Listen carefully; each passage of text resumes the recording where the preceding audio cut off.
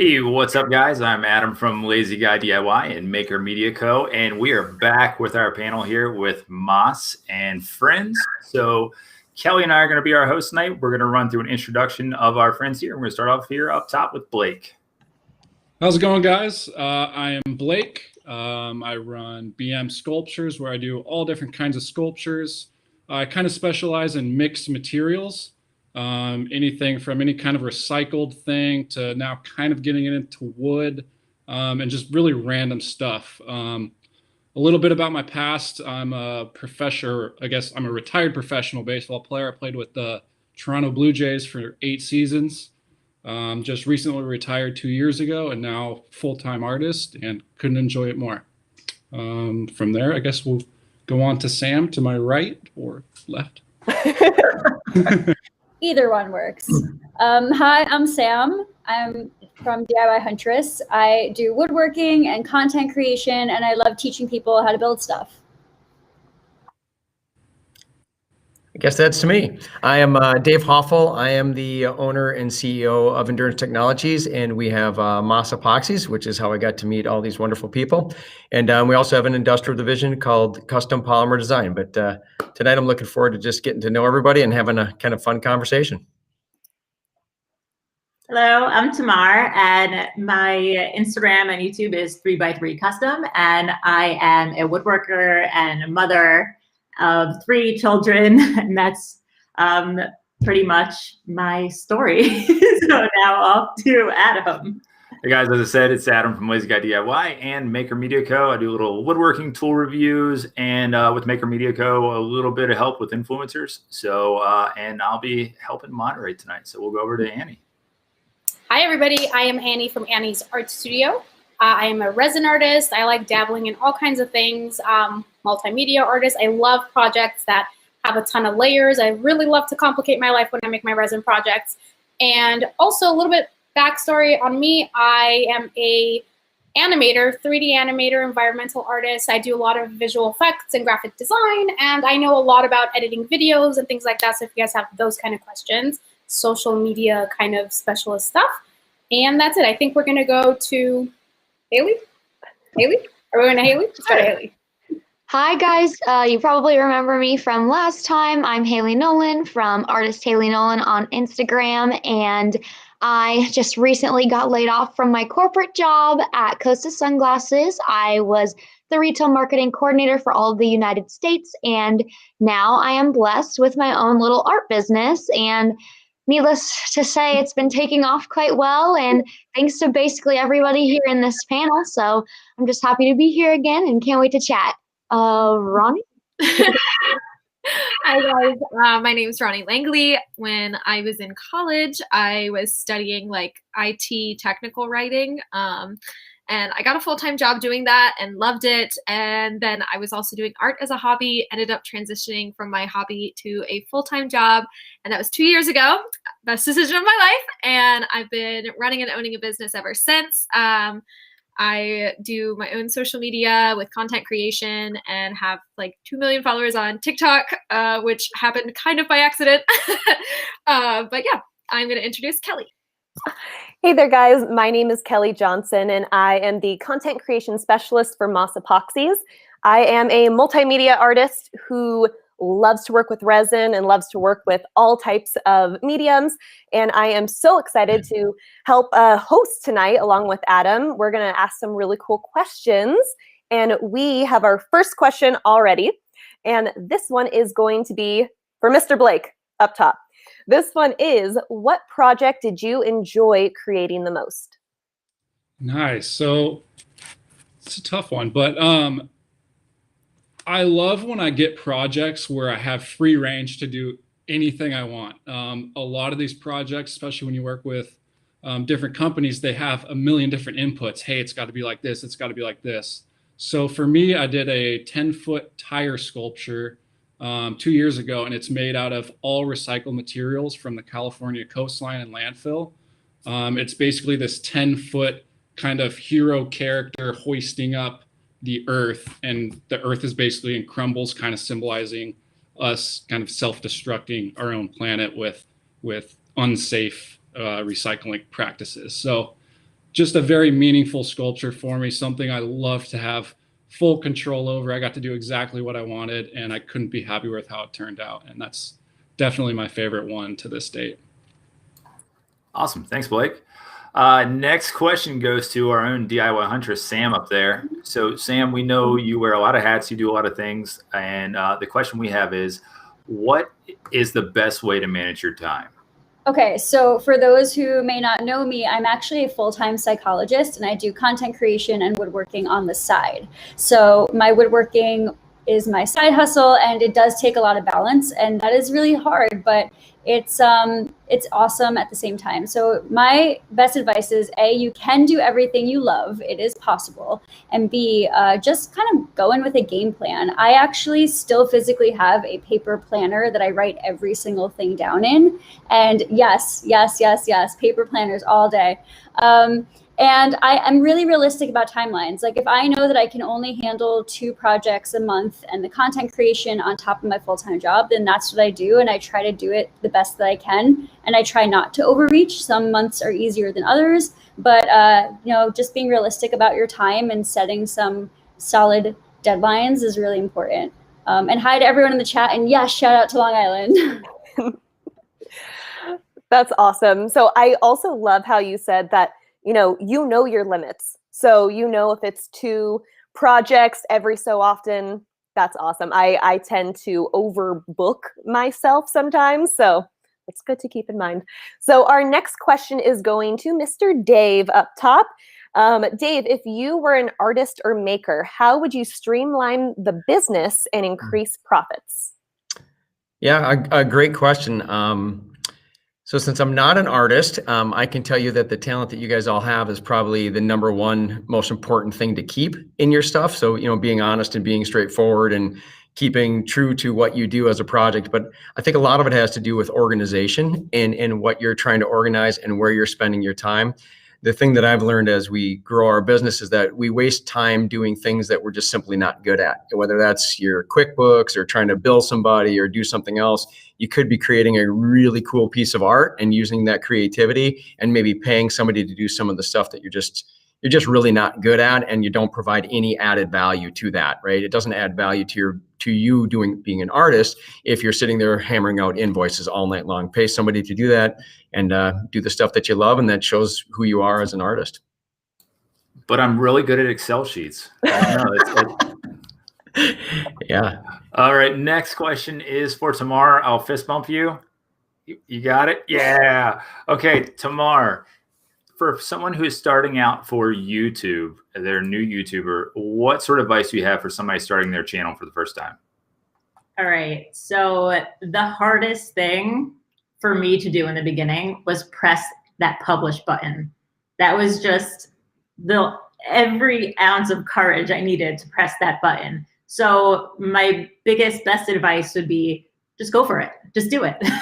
Just try it out. If people don't watch, they don't watch. If people watch and it takes off, that's amazing. But that being said, don't right away invest in everything. Don't get the best camera. Don't buy the best editing software. Don't get the best computer, because you don't know if it's going to be something that you're going to enjoy or that's something going to take off. My first couple of videos were done completely on my iPhone, edited in iMovie. I didn't have to spend anything on equipment or anything like that. And then once it started to take off, I got like a little just like video camera and then worked with that until it broke. and then slowly as my channel started taking off, I started upgrading my equipment and investing more into my business once I was able to. So just go for it, but don't go all in right away. That's so smart. That's very good advice. And I'm one to like go to Michael's when I'm starting something completely new and buy like everything instead of just like doing a little test first to see how it goes. Love that advice. Let's see. Mr. Adam, this question is for you. What's the best way to cold pitch a brand for a collaboration? Okay, sort of a trick question, but you don't want to pitch everything in a DM. Never DM a brand with a whole written out thing. What you want to do is get a contact first and always find a person to talk to, because you don't know who you're talking to through social media or email. Get that person's name. Ask if there's a marketing department. Sorry, I have cats running around in the background. But if you talk to somebody on DM through Instagram, Twitter's always good too. Just ask them if there's a point of contact for working with social media. And then get an email and start talking to them, or a phone number. And that's when you start talking to them about your project. Have a project in mind.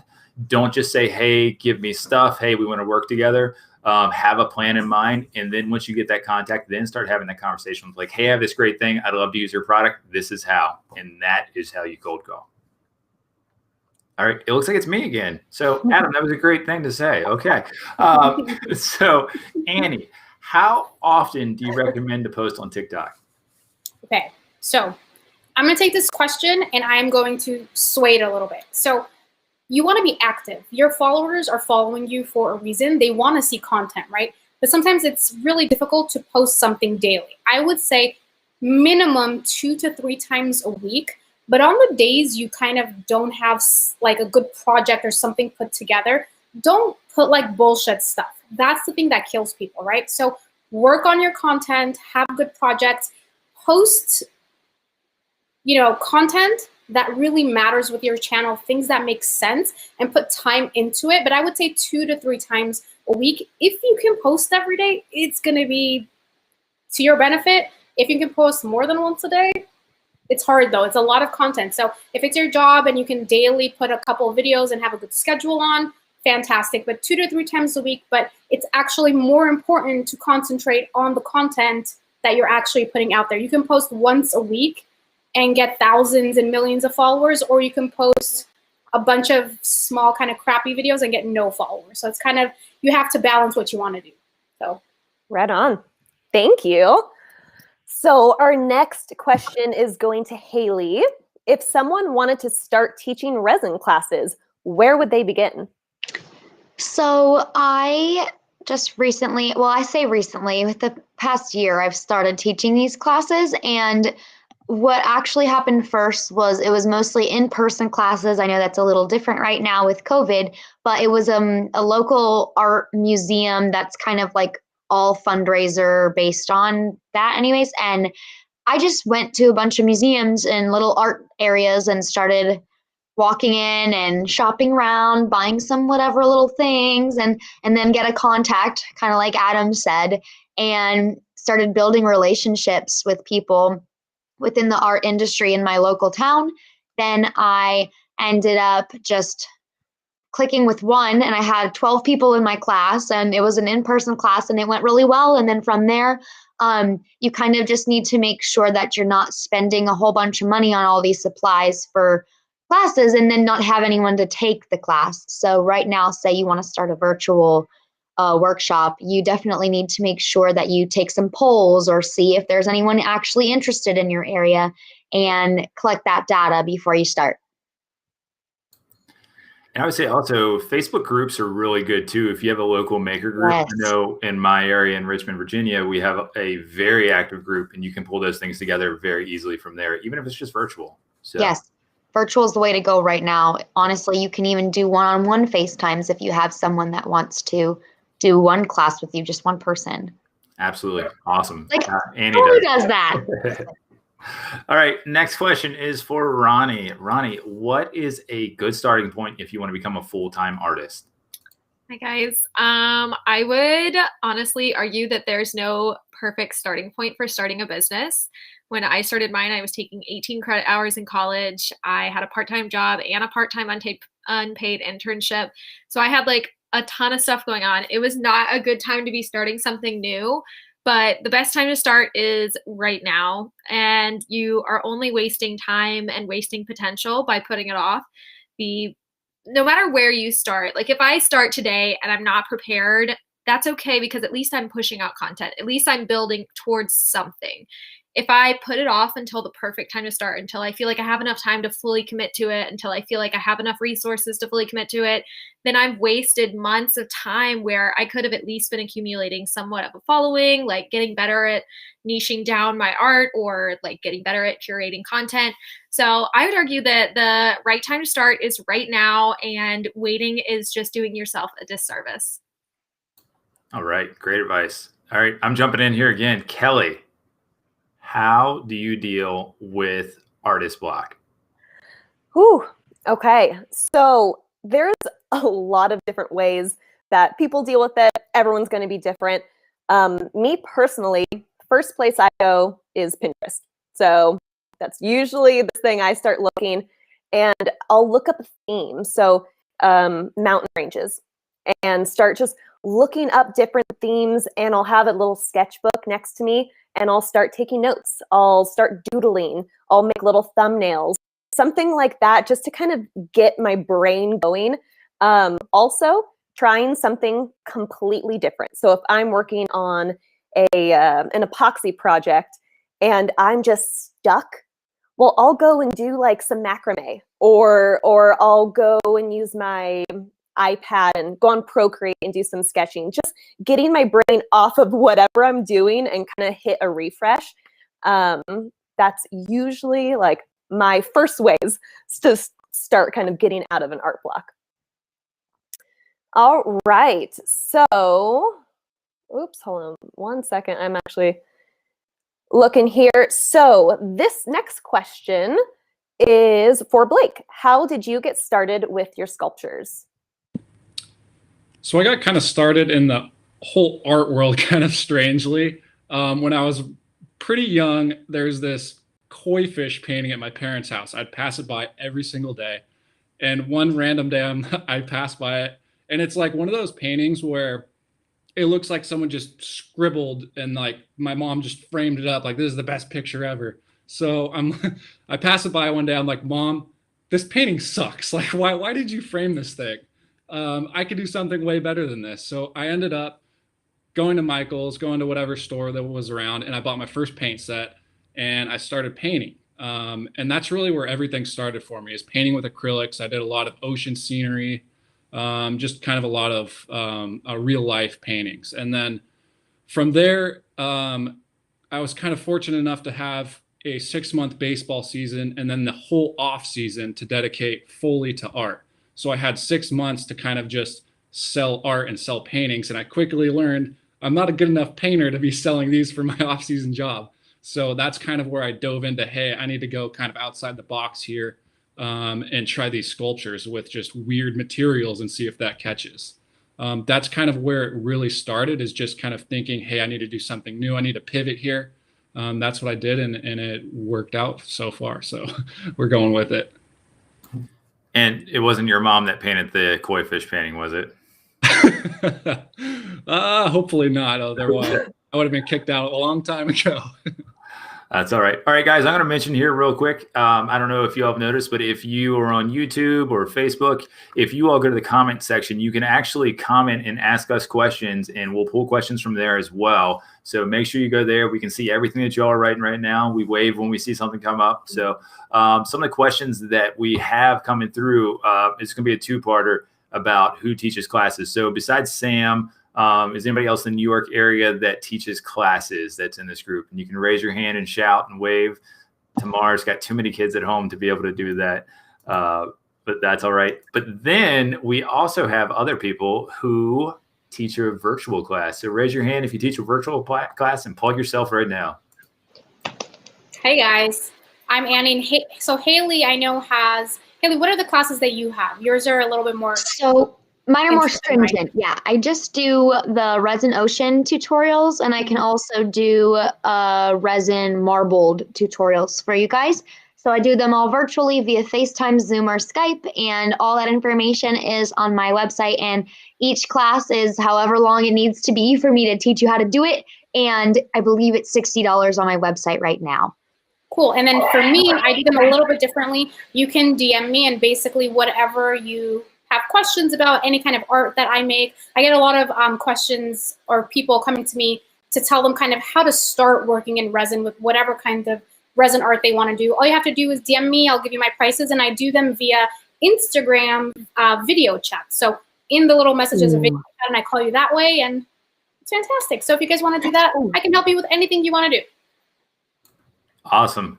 Thank you all. And we have a very, very difficult question, a very important one for Sam. Sam, what is the worst haircut you have ever had? This is really important. I'm so happy someone asked me this question. Also, let's just talk about the fact that I did brush my hair for this. So let's start with that positive. Okay. The worst haircut ever. This brings back memories, you guys. When I was having my sweet 16, I went to get my hair trimmed for my sweet 16, and the person took off too much hair. And so at that point I was like, take it all off, and ended up with like this super short pixie cut like this on my sweet 16 in my little pink dress. And I was like, hey everyone, what's up? No hair. No, my dad wasn't shocked or anything, you know, like it was totally fine. Oh my gosh. Needless to say, I will never cut my hair that short again. So there you go. I'm sure you looked adorable. I would love to see that picture. I wish we had that and could just like blow it up on the screen right now. It was adorable until like it hits that weird growth period. And then you're like, well, now we're just here. So Hint, hint, we need to see that on Instagram in a group message. oh, that needs to happen. Okay, I'm going to find a photo happening. All right, guys. So the next question is for Dave. So what are your thoughts on competition as an artist? So I know a lot of people feel like it's hard to get established and compete to other really big accounts. How do you overcome strong competition? Well, that's a great question. So I see competition maybe different than others, and I see competition, if it's good competition, there's nothing better than becoming friends. I mean, people in this group would be considered competition maybe, but as you start to develop who you are, I think that's the most important thing. And as you have competition, get to know them, get to know what they do, and you can appreciate other people's work. I think, at least in my world, the worst competition are the people that don't follow the rules, that break kind of the systems, and I don't know if the right word is cheat, but they cheat their way into it. The best competition are people that are really, really strong in their business, and they do things the right way, because we can always compete fairly, and people will just pick and choose maybe the art that they like better, not the one that's advertising or false advertising or trying to promote differently. So I would say that the idea would be to have just really strong concept of who you are and what you do, and don't be afraid of the big people, and make them your friends, and work as a team to grow your entire market. There's a huge market normally that will accept you. I love that. And especially for me as an artist, I look at these other talented artists and get inspired from them. It's like you want to work together with them. You don't want to, burn bridges. You don't want to have that numbers game, the comparing yourself and stuff like that. It's awesome to just work together. It's respect each other. Yeah, and I think you guys are all so different from my standpoint. I'm not on Instagram all day, but everybody's so different that, I might like something Sam does better than Kelly. It's just my taste. So you're not really competing for the same person, right? You're just competing to be as good as you can be, and getting you're broadening your reach by talking to other people and seeing what other fantastic opportunities are out there. Hey, I like that term, community over competition. I really am into that. I think that there's room for everybody to succeed in their own way and do something a little differently and be like awesome at it. And I am just like all about cheering each other on and knowing that we can all like win in our own ways. So yeah, that's the life I want. Perfect. All right, Tamar, we are hopping in our time machine. What is something that you know now that you wish you knew when you were first starting out? All right. I guess it takes a lot of time on the computer to do all of the work that I'm doing. So when I was in the beginning of all this, I had to make a decision. Am I going to be a woodworker who's going to sell furniture and going to sell products? Or am I going to do this whole social media thing? So deciding to do the whole social media thing, like most of my time is now like spent on the computer, when really what I want to be doing is out there in the shop building. So just know how much time it takes behind the scenes to actually get all this stuff done. The editing and the website, all the talking to brands and trying to figure out all this stuff. There's just so much back end work that just was not aware of really before it all started. And I mean, I'm happy doing what I'm doing. I think I made the total right decision, but I just didn't know that it was going to be, it's not even 50-50. Like there was way more time that I spend on the computer doing paperwork than I'm doing actual woodworking. So I guess that's just it. Hey, Tamar, have you ever read the book E-Myth? I have not. Yeah, so for all of you, E-Myth is basically the entrepreneurial myth. It's a really good book, but it touches on everything you said about, you know, you love doing one thing and then you find your whole day goes to the stuff that you don't enjoy doing, right? And it's super important to sort that out quickly if you can, so that you're not stuck doing the stuff you don't love in order to make money versus doing the stuff you love, which makes you, you know, a whole person. So Awesome. I will have to read that. All right, Mr. Adam, we have a question for you. What services does Maker Media Co. offer? So things have changed a little bit from the initial thought of how I was going to run this, but basically you have representation for athletes and actors, and I wanted something to be out there for makers as well. So anything from business coaching for social media, contracts, anything along those lines of working with brands to try to help the little guy, because a lot of times what happens is there's some of those big accounts just swallow up a lot of the deals out there. No offense to our big account friends, but it's great to be able to, like when you're just starting out, to kind of find out what to do, learn the ropes. So a lot of coaching, and then I also work with brands too, and we consult and how to set up their social media and do things along the lines of starting ambassador teams and different programs so we can work with makers that need more opportunities. And then I'm going to ask a question again too. Let's see here. Annie, let's see. It's on the screen right there.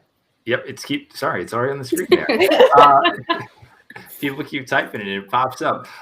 So this is from Diane Williams, and she says she's nervous about using resin. I want to finish about 20 paintings. Just order mass resin in a gallon size. So just going to go for it. So my question is, what temperature does it need to be for them to cure?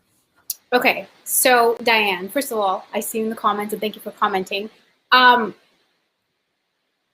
resin is going to cure when you put your both parts together, no matter what, as long as it's in like a room temperature, let's say, right? If it's really, really cold, your resin's not going to cure, because resin, the two parts, when they come together, they need to chemically bond, and it heats up, and it slowly over time, depending on what resin you're using, there's a certain amount of time and it will start curing, right? So I would say like room temperature, because once your room starts getting a little bit too hot, it's going to heat up too fast. You'll have exothermic reactions, and you're not going to have enough time with your resin, right? So each resin has, if you read, you know, the label and everything that comes with it, it tells you how much of a pot life you have, right? So you want to pay attention to that. Certain resins, you'll have an hour work time. Certain resins that work fast, you'll have 20 to 30-minute work time, sometimes less. So you want to pay attention to that. And the hotter it is, the faster your resin, no matter what, is going to cure. But there's not something you do kind of to make it cure. It cures together once you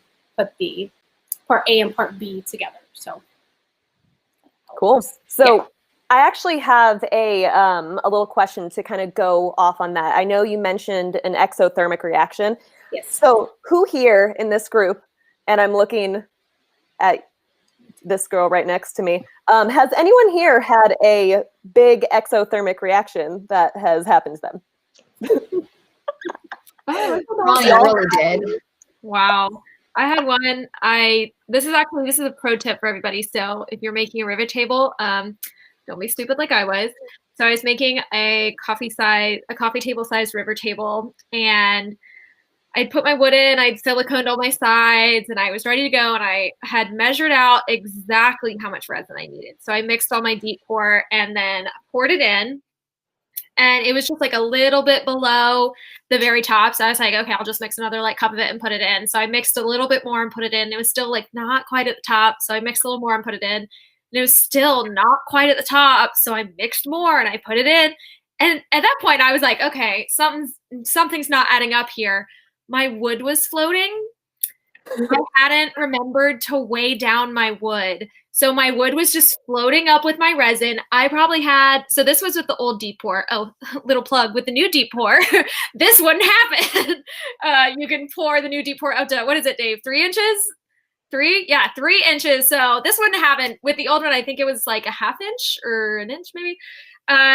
1 inch. So I had at minimum 2 inches of volume under the wood, not even like above it or, oh my gosh. And so by the time I realized we had been sitting there mixing new resin for forever, like it was way too late to save the table. So we started scooping it out with buckets. And so we're like, it's sitting in these buckets and it's me and my friend Randall doing this together. And he just looks over, he goes, does it usually do that? And it is just rising of the bucket. And I was like, no, grab it. So we grabbed the buckets and literally just like sprinted outside and threw them into the parking lot because they were literally exploding. Oh my gosh. So yeah, pro tip, don't do that. Yeah. Noted. I will literally write that down. Do not do that. So, okay, I actually have a riveting YouTube question that just came up for Tamar. What are you drinking? It's a Corona hard seltzer in blackberry lime flavor, and it's delicious. Yum. What is everyone drinking? I'm very curious about this. I'm having what are you having? I'm a pirate. I just drink straight whiskey. I'm having an old fashioned. I have a water. I have a water also, the hard stuff. Keeping it classy. Wine in a solo cup, baby. There you go. Last time I had beer in a coffee cup, I was hiding it. This time there's no shame. No, none, not at all. I just have walnut finish. That's all I have around here. Oh no, Blake. Do not drink Don't that. drink it. That's worse than an exothermic reaction. All right, we have a question for Haley. Haley, what did you really drink in that video from Moss? Oh, so this video on TikTok that Moss posted of me when we went up there for our maker meetup. We were in the big warehouse, and I like to stay hydrated. People thought it was pee, so the whole TikTok viral video was Haley drinking pee. So even on my personal page, or my art page, I was getting people from that video coming over to my video, like, what are you drinking in that bottle? And it was actually just Propel, but really concentrated, really thick, because I only had this much water. What's Propel? Oh, it's like a powder drink for electrolytes or something. No sugar. I don't know. Matt brought it in his little sack of snacks. Oh, that just all sounded so great. I love it. Going on to another great question, Miss Ronnie, this one is for you. What is your greatest accomplishment? Oh, that is a good question. Oh my goodness. I feel like I can't even rank them. There's so many things that I value as big milestones for me. So I think a lot of people would probably look at my social media and say that having over 100,000 on Instagram and over 2 million on TikTok would be this huge accomplishment. But I think that my personal biggest accomplishment was being able to transition over from just doing what I knew would sell to doing what I wanted to do, which I feel was a huge milestone. I think everybody would agree with me that having the freedom to explore the things that you're passionate about and not be in a position where it's oh, I need to make 80 coaster sets because that's what people want. And I don't know if they'll buy my other stuff, or I don't have enough demand to make other stuff for people to buy. So it was a huge milestone for me to be able to transition over from making what I knew would sell to making what I knew I was passionate about. And that's a scary transition. It's super That's scary. not easy. It's scary to put self boundaries on where it's like, okay, I'm not going to take commissions under, like $500. It's like, that's scary because you think I need to take up like every opportunity to make money, but you have to do it eventually. Everyone gets there, and it's a nice feeling. All right. Sort of transitioning into this one to Kelly. Kelly, what was your most rewarding experience in 2020? Whew. Okay. That is a very good one. So now, Moss isn't paying me to say this right now, but seriously, 2020 has been insane. I just feel so blessed that I was able to become the content creation specialist for Moss Epoxies. So that was just a huge thing because now I am like doing something I love every single day. And I'm getting paid for it. So like, that's really cool. But also to kind of go off of that. So something that's really cool, I worked with Moss and we came up with this really cool epoxy resin kit. It's called the Tabletop Pro LTD. And it featured me on the bottle. But a part of the proceeds are going to the Crohn's and Colitis Foundation. So that's really important to me because I actually have Crohn's disease. So being a part of this whole like initiative to, bring awareness and also help an amazing foundation was really important. And that was just like an amazing experience for me. All right. So I'm going to ask another question. Thanks for asking me. Goodness, I'm all tongue-tied. Anyways, Blake, let's see. What you do is so unique. How did you learn how to do that? So mostly I do tire sculptures, a lot of recycled tires, and simply put, just trial and error. It took me so long to make my very first one. The first thing I had to do is learn how to cut a tire. So I basically got pulled over on the side of the road, picked up a car tire, and I threw every power tool I possibly had at this thing, and it would not cut. Long story short, car tires don't work. They're all steel reinforced. There's no way of cutting through them. If you use any kind of high rotary tool or cut-off saw, it'll just burn. So from there, I just kind of went and I learned, okay, bicycle tires I can cut. So honestly, it's just a lot of trial and error. And then the biggest thing with kind of sculptures is how do I attach these materials to make it look like this form? And that the school of YouTube is a great asset. I mean, I'm sure I've learned so much from all the makers here already because I suck at epoxy. So I'm super glad and humble and honored to be here because I don't know anything about epoxy, but YouTube is such a great platform to learn on. So unbelievably good. And you could learn about anything on there. And that's kind of how I learned how to sculpt something. And then I put what I learned myself from how to manipulate tires to basically just sculpting and carving the inner structure of these sculptures. So that's kind of the short version of how it happened. Awesome. I do nothing with bicycle tires or car tires, but I think I made a Mad Max outfit one time out of some tires. So next question comes from, I believe it was Chris. Let's see here. I believe it was from Christy. And Christy was asking about Amazon. And what Christy said was, how do we feel, and this is for the group, how do we feel about it as a social platform for linking products and sharing video reviews directly on Amazon? And before anybody jumps in on this, I will say that one of the new things that if you all don't know is that Amazon and brands that are on there are letting people actually put reviews up and put projects. So depending on what the relationship is with Amazon, like that's a good media for actually being able to put your content out there, and they get thousands and thousands of views. So with that said, how do you all feel about Amazon as like the next social platform? Somebody who's going, who's going? Haley, you go. Haley, you start. Okay, I'll go and then you go. Okay. So I think I looked at this question two different ways, honestly. that's something new to me, that you can leave reviews with the stuff that you create using the product. I think that's something that I now need to tap into. I don't think I've done that before. I've definitely left reviews on stuff like water bottles that have melted in the dishwasher and stuff like that I was mad about, but nothing that I've made with something. And then another part that I read into that was I link my products that I use for my artwork on my Instagram, on my website and stuff, so that people can easily shop them and understand exactly what I'm purchasing to use to make my sort of artwork.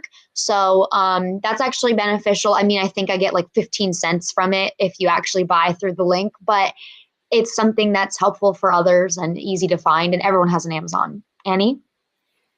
Yeah, so when this Amazon influencer thing started, I got a message like years ago from them, and they asked me to like kind of do a trial thing. So before everybody could join, I kind of started one, and I thought it was weird, but now it's like, the thing is, as creators and content creators and what kind of maker you are, we buy a lot of items off of Amazon, especially with the coronavirus right now, because we're home all the time. We need it like to be mailed to us, right? So the thing is like we get these products, and sometimes it's like, oh crap, this is a crappy heat gun or something, right? And then I'll buy a different one. So for me, when people come to all of our channels, they come in, they're like, okay, well, they're the pros. We want to know what works good, right? So even if we don't get paid off of it, I think it's such a great thing, because if my followers can come in, I can be like, okay, this is the exact 1 or 2 heat guns that I love. This is the tape that I love. This is the mold and these are things that I've tried. I'll never put something on there that I've never tried before or hasn't gotten mailed to me. It's the specific exact item. And, if I'm going to help save time for somebody else and money so they don't buy a crappy product and they can buy the one that I got and I love, then why not? And if we get a couple cents off of each one, then hey, great, right? I didn't know, Adam, I didn't know about that new feature. That's pretty awesome. We need to look into that. Yeah, it's really specific depending on what the relationship is with Amazon and the brand, but they can upload your videos straight from YouTube, from your YouTube channel. But it depends on the brand relationship with Amazon. So many platforms. So many. And got added another one. And the views are bigger there on Amazon than they are probably on YouTube. Really? Yep. Okay, I have to look into that. I'm gonna message you later so you can explain that to me a little bit more. Maybe we can do a video and explain it to kind of everybody else, kind of more detailed. I think that'd be kind of cool. I would also love to know that. Yes. Yeah. Yeah. Tutorial. So, let's see here. So we had a question, and I don't really see it anymore, but I know the question. This one's going to Sam. Where and how did you learn how to use tools? Which I think is a great question. Yeah, it's been a journey. So when I was a teenager, my dad would take me to job sites with him, and he taught me like the basics. So he taught me miter saw 101. He taught me how to use drills. He taught me how to like cut molding. And as I got back into learning more about tools and like rediscovering my love for woodworking, I taught myself a lot more.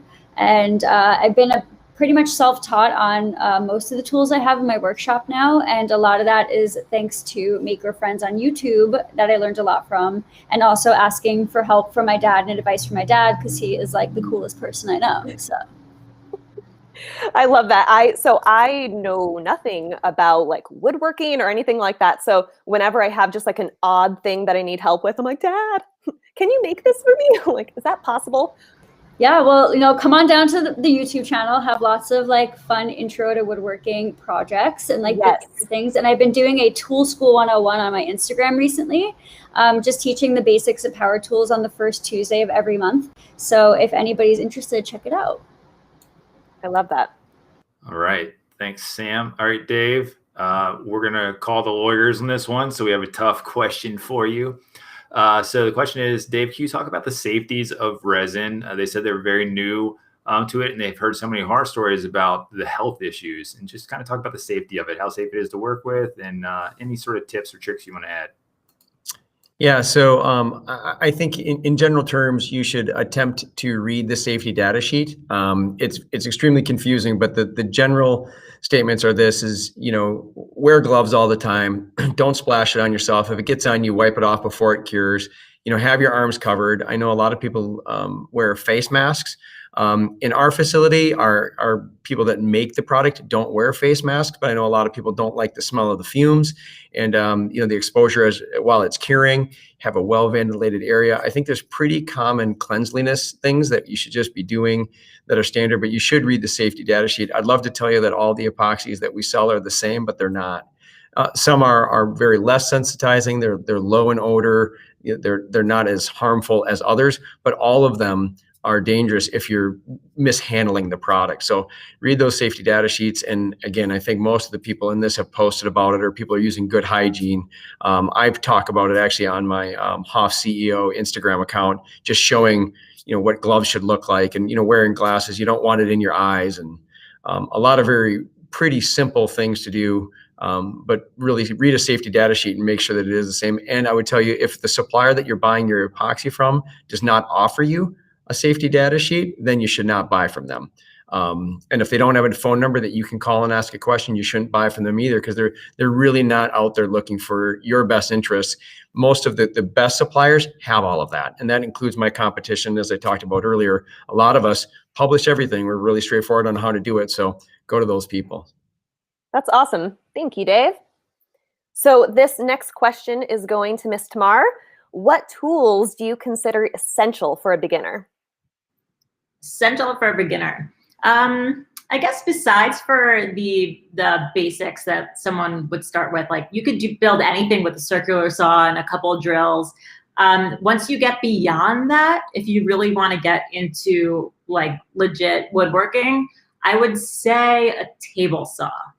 I know like it's super scary and it's like a really like big scary tool, but like once you start getting deeper into it, you could just do so much with it. You like do joinery stuff, and just when I remember the first time that I was able to rip wood into like thinner strips, I was like, oh my God, this is a game changer. So a table saw is definitely a game changer. And then after that, when you get a little bit further along, my favorite tools are routers. I know that a lot of people find them to be very scary also. I don't think that they're essential for beginners.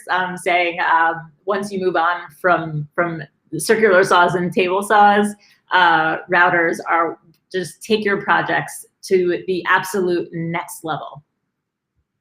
Awesome.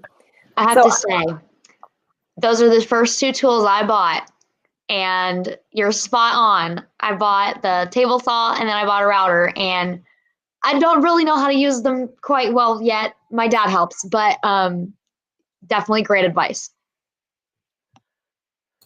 Awesome. So this next question is for Mr. Adam. What is something that you wish was different in the maker community? So I think it's much better depending on which community you're in, but and Dave kind of touched on it too about competition. But I think that once people realize that we're all in this together and you can lift each other up, that it just makes everything so much better for everyone around. People sometimes just get a little upset if people are doing similar things to them. But really, there's so many of us out here making that we can all just basically learn and grow together. And it makes the community stronger. Share people's other work. You're not against them. It's different if you're selling tables in the same town or something like that. But when it's this huge online community, we can all help each other. And that's the big thing that I wish would be a little bit different, but I think we're getting there. Preach. Amen. So I have a great question coming in for Blake. Blake, and then sorry, earmuffs for the people that don't want to hear a bad word, but Blake, you damn handsome bastard. Are you single? And if not, do you have a brother? And this is not my question. This is a question that came through. I am happily married, good-looking guy, but this is what they want to hear. Adam, you just had to ask me before this started if you wanted to know. Yes, I've been married for over 8 years, and I do have a brother. He's also married too. Yeah, I don't know. Oh, that's awesome. So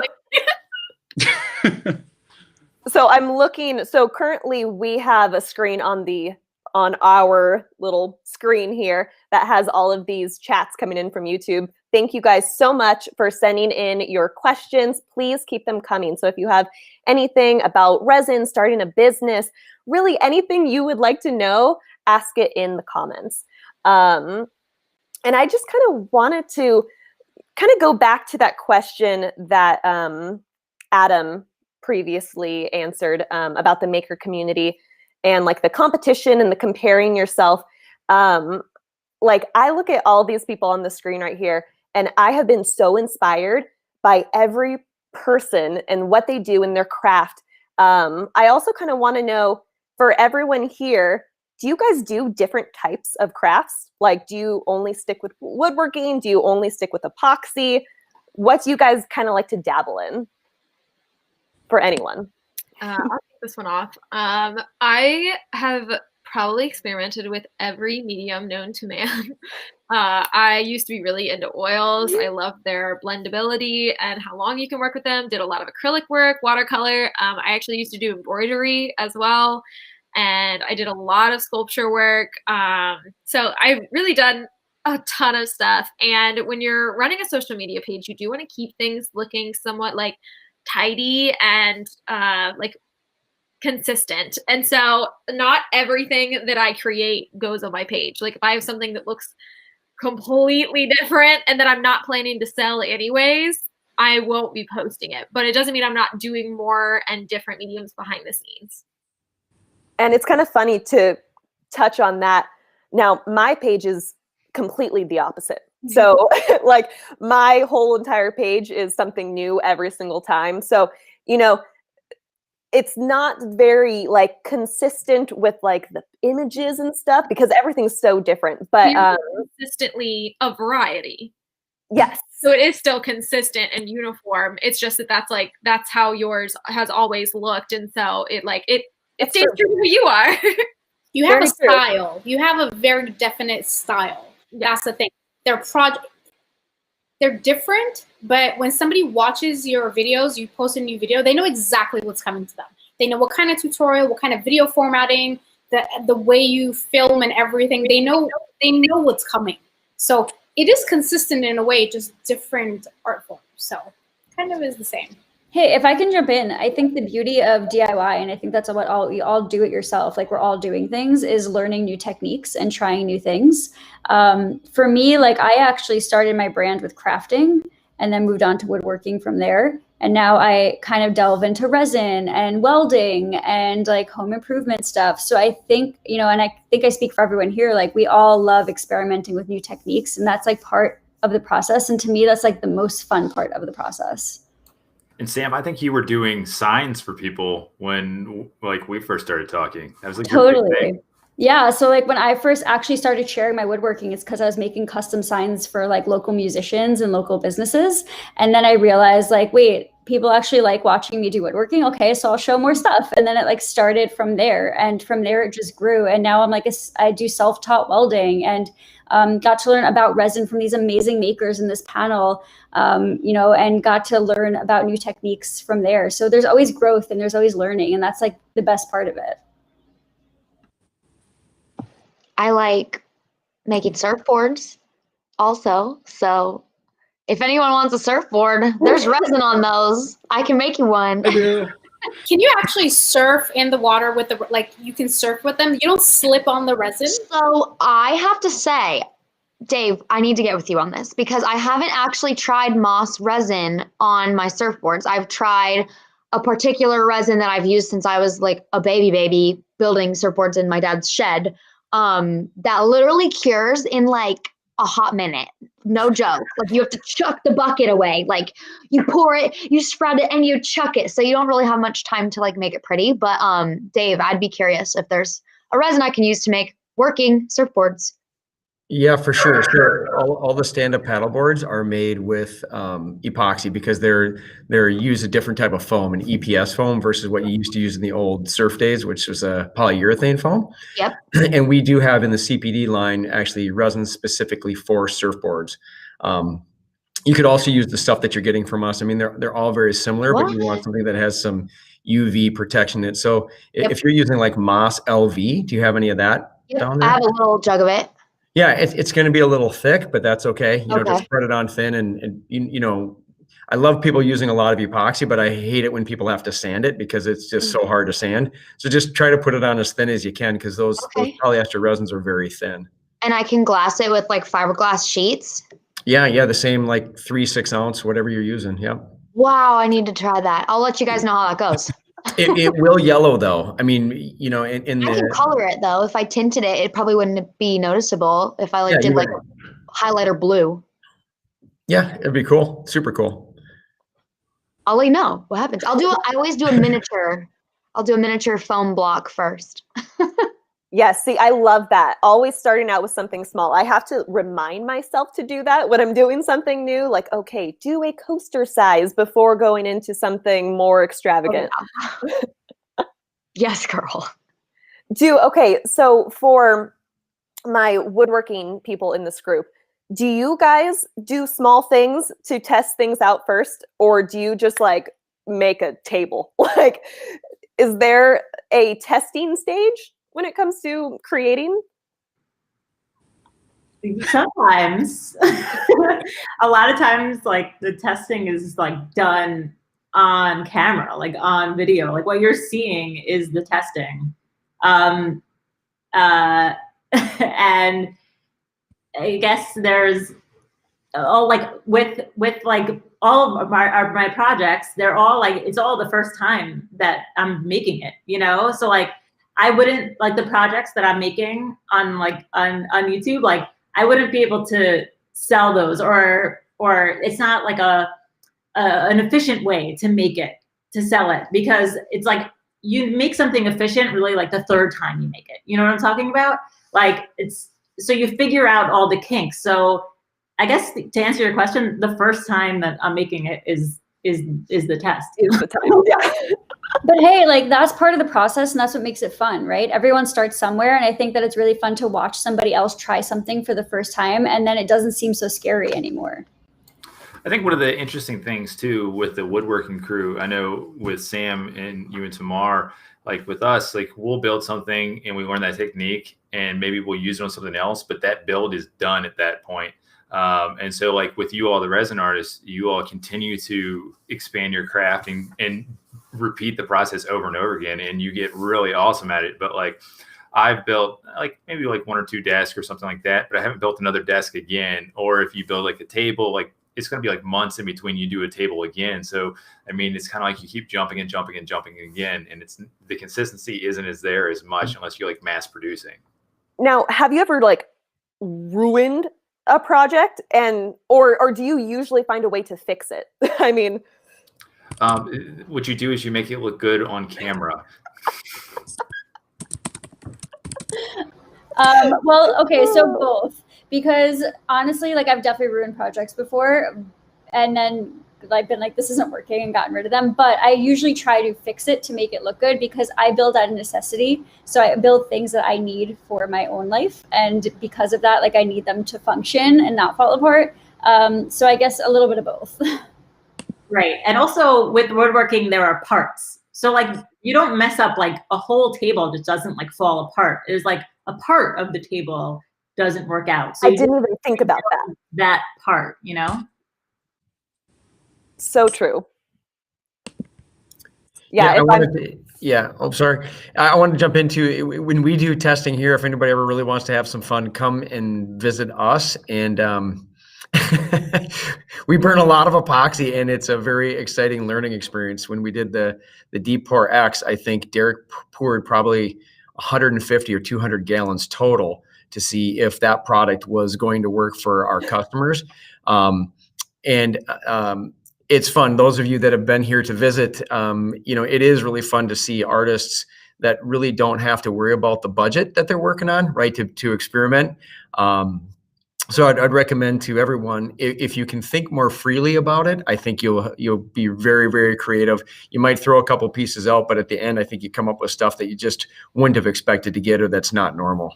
Did you say 120 gallons? Oh, it was more than that. Yeah. It was. At one time? No. Over time, he would pour one, and then it would fail, and he'd go, okay, we go back and we'd reformulate it, or he would get bubbles, or something would be wrong, the mold would leak. So, there's a lot that you do have to do, right? I mean, ours is a large scale because of the products that we sell.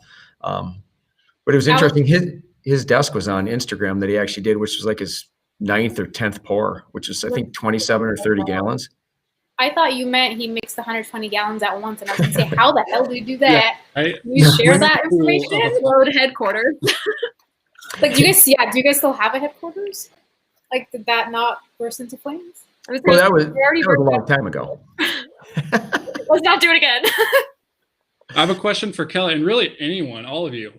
What would you do if you weren't a full-time artist? So when I was going to college, the first thing I was studying was education. I wanted to be a preschool teacher. So obviously, if I wasn't a full-time artist, I would have to go back to school and learn how to do that. But I would absolutely love doing that. I love teaching. I love art. I love little kids. So that's what I would like to do. I was doing IT before this, so I'd probably still be doing IT. But, this is an upgrade. Definitely. Does anyone else want to answer that one? I was doing 3D animation, film, visual effects, kind of the very film industry stuff. It sounds fun, but it's really not. So I'm very happy doing what I'm doing now. That's awesome. And you are amazing at what you do. So I am, but I like this industry more. So I think that I would probably not make that much money. I would probably, I still don't, but I would probably want to be a CrossFit coach, I would say. That's something I'm still working on. I read the whole level 1 manual and everything, and I did a bunch of practice tests, but the class, to pay for it is expensive. So if I'm not actually going to coach, why would I want to pay for the license to coach? So that's probably what I would do. All right, guys.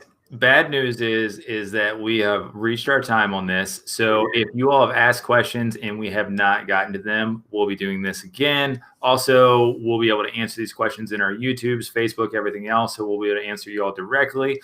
If they don't directly answer you, then we know they're not being nice. So everybody on here answer these questions that are all around. I'm pointing to you, one of you all.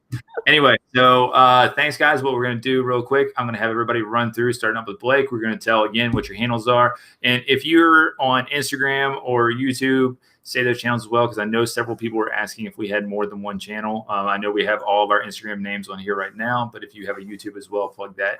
And Blake, let's kick it off with you. Blake McFarland. I'm on YouTube and Instagram at BM Sculptures, and then my website, just blakemcfarland.com. And I'm Sam, and my handle is DIY Huntress, and you can find me on Instagram, on YouTube, and also I have a website, which is DIYHuntress.com. I'm Dave. My handle is Hoff_CEO. That's all I have for social media, really, but you can certainly find our website at MossEpoxies.com. I'm Tamar, and I'm 3x3 Custom on Instagram and YouTube, and I also have a website, 3x3custom.com. And I am Adam from Lazy Guy DIY. That's Instagram and YouTube and the website as well. Oh, that's me, right? Hello, guys. I'm Annie. You can search me on all social media platforms. Annie's Art Studio on YouTube, Instagram, TikTok, Facebook.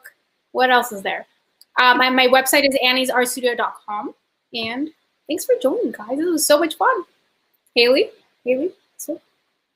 Oh, okay. I'm on Instagram at artist Haley Nolan, also on TikTok, same handle, and I just have a YouTube. I have 8 subscribers. It's just Haley Nolan. My website's haleynolan.com. Off to Ronnie. Hi guys, my name is Ronnie Langley. I'm on TikTok at Ronnie Langley. My website is ronnielangley.com, and I actually just ran a restock. So I have items in my shop for like the first time in forever. And I'm on Instagram at rll.designs. I'm also on YouTube under Ronnie Langley, so come check it out. And off to Haley. Awesome. Kelly, I go by Haley. Right, and I said the wrong name. All right, guys, my name is Kelly. You can find me on Instagram at kellybelly62, or I have another Instagram account called Creatively Kelly, and I have a TikTok, Creatively Kelly with a K. So you can find me there and also on the Moss account because you'll be seeing my face on there as well. But we just all want to thank you guys so much for joining. Your questions were awesome. We really enjoyed it, and we cannot wait for next time. So thank you guys so much. Thank you guys. Bye, everyone. Thank you. Thank you.